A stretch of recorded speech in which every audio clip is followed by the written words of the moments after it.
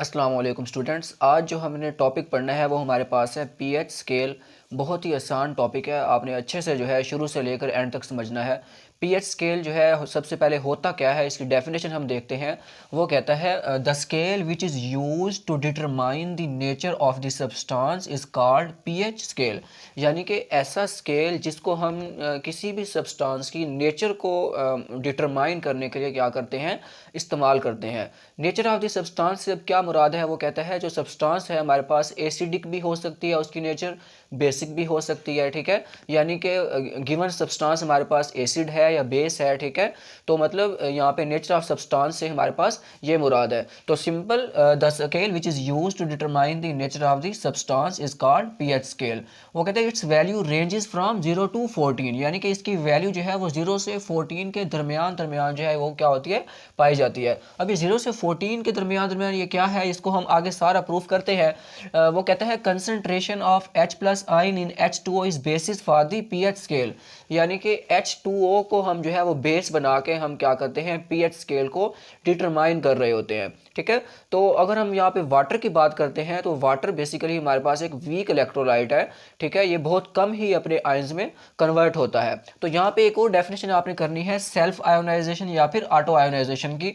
वो कहते हैं water is weak electrolyte and it ionises very slightly into ions in a process called self ionisation या फिर auto ionisation.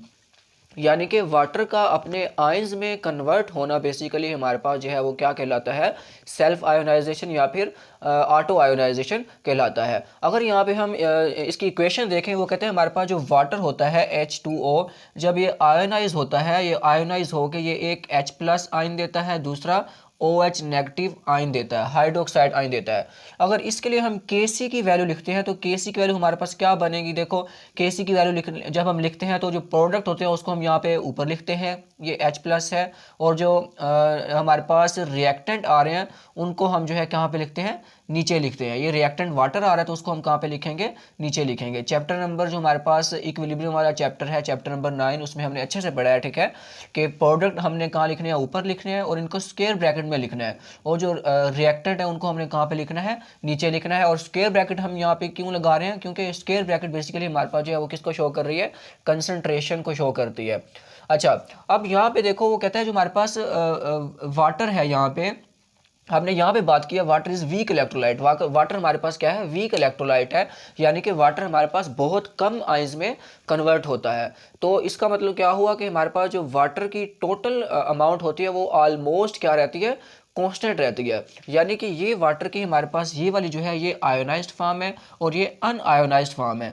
Ionised form जो है वो बहुत बहुत कम है। ठीक है, और जो अनआयोनाइज्ड फॉर्म यानी कि H2O की फॉर्म है वो ऑलमोस्ट हमारे पास क्या रहती है, कांस्टेंट रहती है। तो हमने क्या करना है, वाटर को इस साइड पे ले जाना है। यहाँ पे हमारे पास Kc आ रहा है, वाटर यहाँ पे डिवाइड हो रहा है, इधर जाके क्या हो जाएगा, मल्टीप्लाई। तो हमारे पास क्या बन गया, H2O इक्वल टू यहाँ पे क्या आ गया, H प्लस, और यहाँ पे क्या आ गया, OH नेगेटिव आ गया है। ठीक है, अब हमें पता है कि हमारे पास जो है वाटर भी यहाँ पे ऑलमोस्ट वाटर की मिकदार क्या है, कांस्टेंट है, और Kc भी यहाँ पे क्या है, कांस्टेंट है। तो हम क्या करते हैं, इस वाले फैक्टर को एक और कांस्टेंट से रिप्लेस कर देते हैं। ठीक है, यानी कि जो हमारे पास Kc इंटू H2O जो हमारे पास आ रहा है ये इक्वल किसके बनता है, KW के।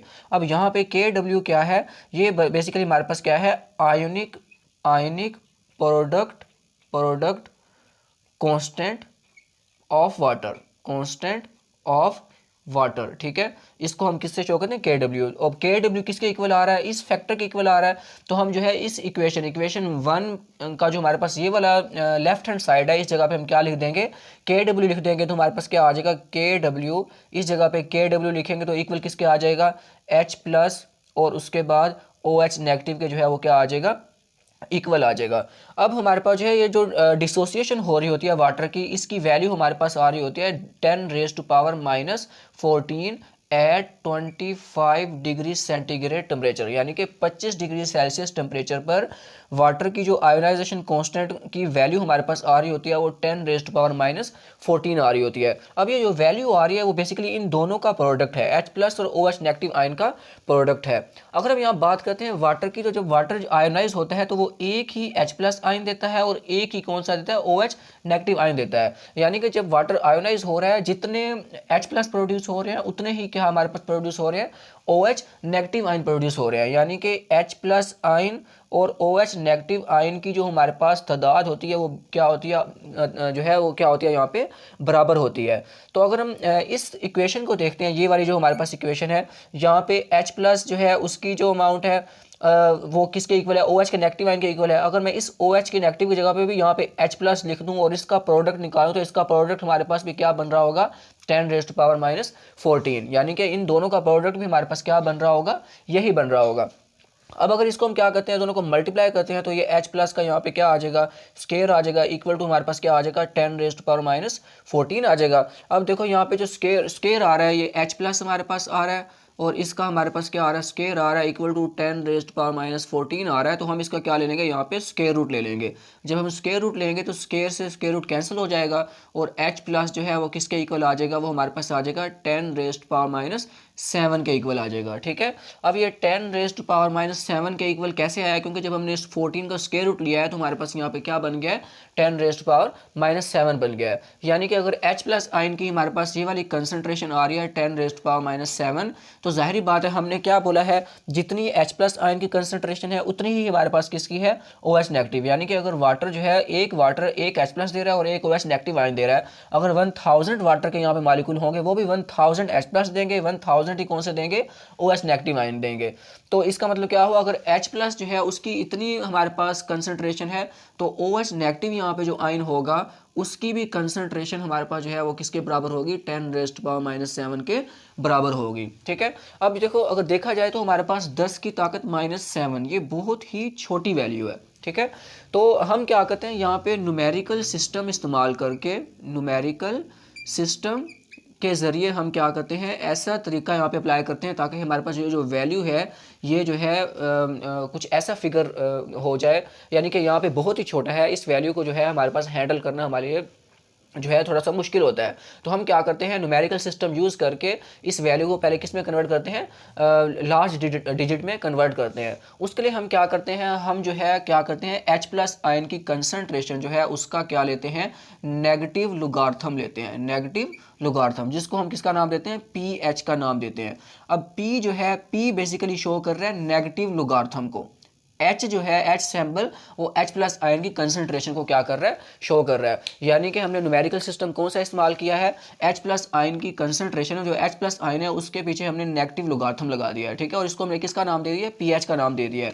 यहाँ पे P जो है वो किसको शो कर रहा है, नेगेटिव लुगार्थम को, और H सैम्पल जो है वो H प्लस आयन की कंसंट्रेशन को जो है वो क्या कर रहा है, शो कर रहा है। अब देखो यहाँ पे हमारे पास नेगेटिव लुगार्थम आ रहा है, ये हमारे पास आ रहा है PH इक्वल टू -log, यहाँ पे H प्लस आयन की कंसंट्रेशन आ रही है। तो हम क्या करेंगे, इधर H प्लस आयन की कंसंट्रेशन पुट करेंगे, -log H प्लस आयन की कंसंट्रेशन हमारे पास कितनी है, 10⁻⁻7 आ जाएगी। ठीक है, अब देखो log की हमारे पास प्रॉपर्टी ये है कि वो पावर को पीछे ले जाता है, ये माइनस, ये log वाला आ रहा है, और -7 जब पीछे आ जाएगा तो इधर हमारे पास क्या आ जाएगा, log 10 आ जाएगा। ठीक है, माइनस माइनस जमा होता है तो ये +7 हो जाएगा, और log 10 हमारे पास किसके इक्वल होता है, 1 के इक्वल होता है। तो PH का आंसर हमारे पास किसके इक्वल आ जाएगा, 7 के इक्वल आ जाएगा। यहाँ पे इसकी वैल्यू क्या आ जाएगी, 7 आ जाएगी। इसी तरह देखो हम POH का निकालेंगे, देखो OH नेगेटिव आयन की कंसंट्रेशन जो है इसका हम क्या लेंगे, नेगेटिव लुगार्थम लेंगे, और ये किसके इक्वल आ जाएगा, POH के इक्वल आ जाएगा। यहाँ P जो है वो नेगेटिव लुगार्थम को शो कर रहा है, और OH जो है वो हाइड्रोक्साइड आयन की कंसंट्रेशन को शो कर रहा है। तो अब देखो OH नेगेटिव आयन जो है उसकी कंसंट्रेशन हमारे पास इतनी आ रही है, तो आप क्या करोगे, -log 10⁻⁷ यहाँ पे आ जाएगा। अब जो है log की प्रॉपर्टी क्या है, वो पावर को पीछे ले आता है, तो हमारे पास यहाँ पे क्या बन जाएगा, ये -log वाला है, और ये -7 पीछे आ जाएगा, और आगे हमारे पास यहाँ पे क्या बच जाएगा, log 10 -7 यहाँ पे बन जाएगा, और log 10 किसके इक्वल होता है, 1 के।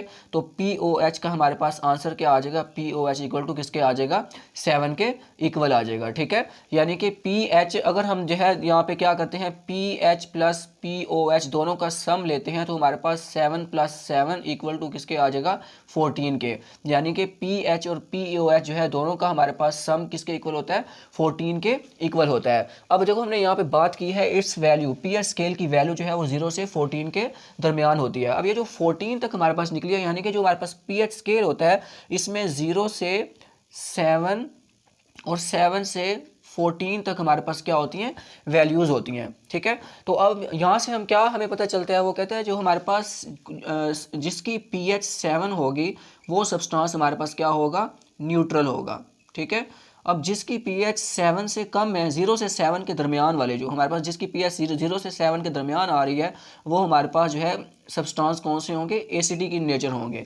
और जिनकी pH 7 से 14 के दरमियान आ रही है, वो वाले सब्सटेंस हमारे पास कौन से होंगे, बेसिक इन नेचर होंगे। यानी कि pH scale it's value range from 0 to 14, 0 से 7 तक हमारे पास एसिडिक नेचर के सब्सटेंस होंगे, जिसकी pH 7 होगी वो न्यूट्रल होंगे, और 7 से 14 के दरमियान जो हमारे पास सब्सटेंस होंगे वो हमारे पास क्या होंगे, बेसिक इन नेचर होंगे। ठीक है, तो ये आपने यहाँ पे क्या करना है, याद रखना है।